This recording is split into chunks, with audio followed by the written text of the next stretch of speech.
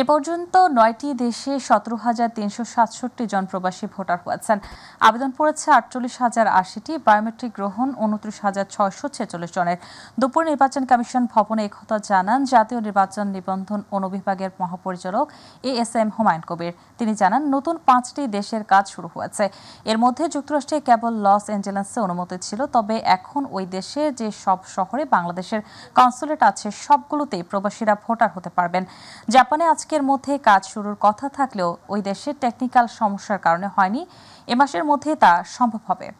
নতুন করে ৫টা দেশে ভোটার রেজিস্ট্রেশনের কাজ শুরু করার জন্য আমরা পররাষ্ট্র মন্ত্রণালয় থেকে সম্মতি পেয়েছি এবং সম্মতি পাওয়ার পর ওই দেশগুলোতে এই কাজ শুরু করার জন্য প্রাথমিক যে কাজগুলো সেই কাজগুলো আমরা ইতিমধ্যেই শুরু করেছি।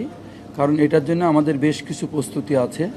আমাদের ইকুইপমেন্টগুলো রেডি করতে হবে, আমাদের জনবল রেডি করতে হবে এবং আমাদের প্রয়োজনীয় লোকজনকে সিলেক্ট করতে হবে এবং কিছু প্রশিক্ষণের বিষয় আছে আর কিছু যন্ত্রপাতির ইন্টিগ্রেশনের বিষয় আছে। সেই কাজগুলো আমরা এখন পর্যায়ক্রমে শুরু করেছি। এ পর্যন্ত আপনার